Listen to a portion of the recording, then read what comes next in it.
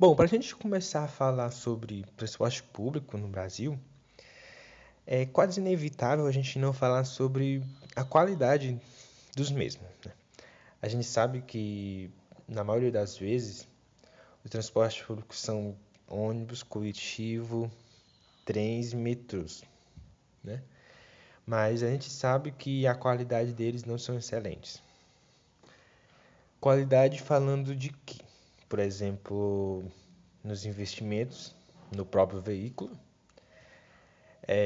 no planejamento dessas rotas por onde eles vão passar, porque geralmente nessas cidades mais populosas, a gente sabe que há um índice muito grande de engarrafamento e isso acaba gerando aborrecimento, conflitos, brigas de trânsito, e a gente sabe que isso atrasa bastante. A gente sabe que o engarrafamento já atrasa e quando acontece um acidente, acontece alguma discussão, pior ainda, isso acaba prejudicando os passageiros, que precisam chegar ao local, seja no trabalho ou qualquer outro canto, e acaba comprometendo o seu horário, né? Então a gente sabe que, em comparação a outros países, por exemplo, na Europa, né, que em pouco tempo, em cerca de uma hora e pouca, transporte ferroviário a gente consegue praticamente ir a outro país, né? No caso, na Europa. Isso está longe de acontecer no Brasil. Então, a falta de investimento, planejamento, a gente sabe que isso deixa a desejar muito na qualidade de transporte público, pelo menos aqui no Brasil. A gente sabe que é basicamente impossível se encontrar um transporte que seja um excelente, que não seja no horário que realmente a gente precise, né? Quando se trata de preço, é que a gente sabe que não convém. A gente sabe que não está ligado à qualidade desses transportes públicos. A gente pode citar São Paulo, que é o maior centro urbano econômico do país. É, a passagem lá, pelo menos até 2018, tinha subido cerca de 3,7%, né? Passando de R$ 4 a 4,30. Isso naquela cidade, pelo menos em Aracaju, a passagem subiu de 3,50 a R$ 4. E quando a gente está falando disso, a gente sabe que a gente quer pagar por um transporte que a gente perceba que há melhorias, né? Quando a gente entra no ônibus, a gente quer ter certeza de que vai chegar no seu destino sem que haja algum problema de manutenção, que a gente possa ir tranquilo no ônibus confortável. E quando a gente paga essas nossas tarifas, nem sempre a gente percebe que há uma melhoria. Por exemplo, o dinheiro vai sim para a empresa daquele ônibus, como também parte desse dinheiro vai para a prefeitura do estado. E quando se trata de investimento ao veículo, a gente percebe que não é um dos melhores. Pelo menos a gente pagando esses preços absurdos, a gente sabe que não convém, não está de acordo com a qualidade de transporte público que a gente tem aqui no Brasil. Isso a gente percebe de fato, é muito visível isso.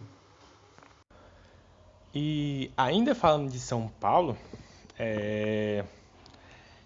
tem um dado de 2011 que a capital atingiu o preço de R$ 3 a tarifa cobrada nos ônibus.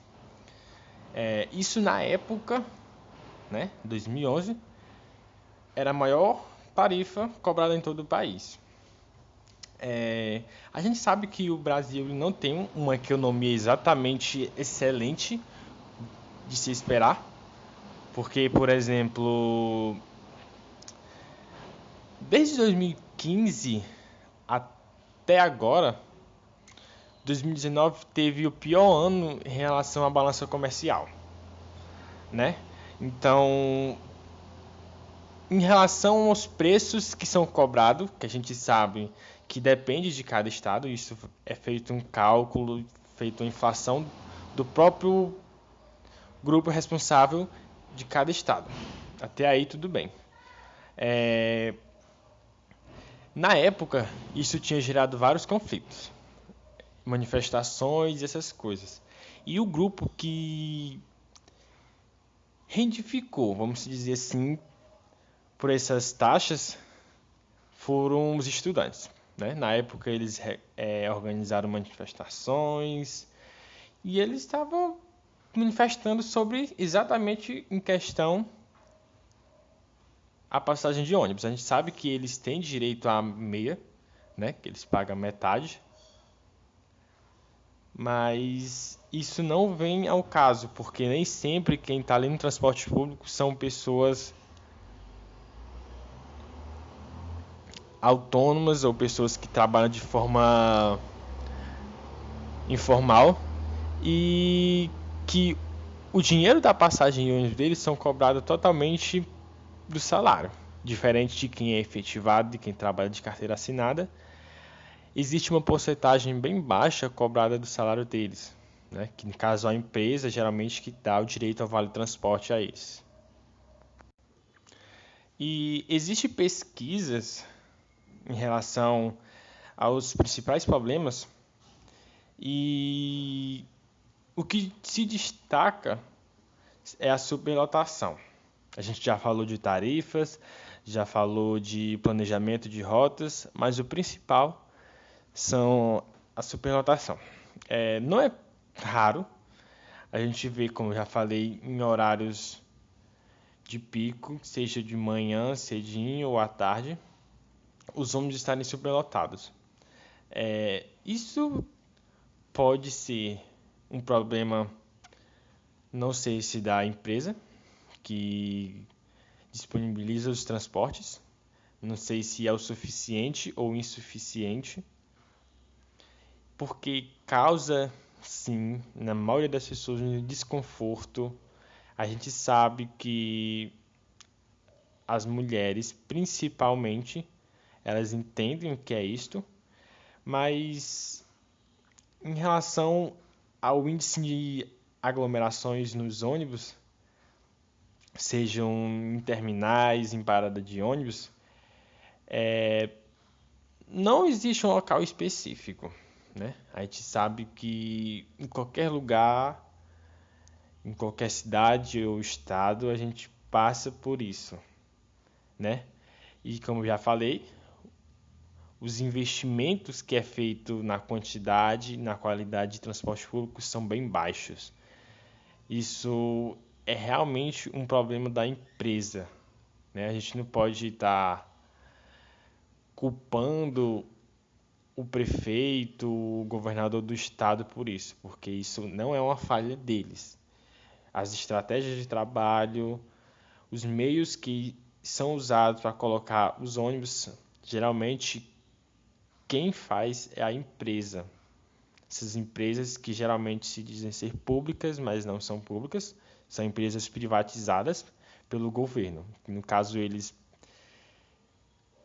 cobram a taxa da gente, uma certa taxa vai para o governo e outra taxa vai para o dono da empresa para fazer manutenções e investimentos nos transportes, que a gente sabe que não tem qualidade, não aqui no Brasil.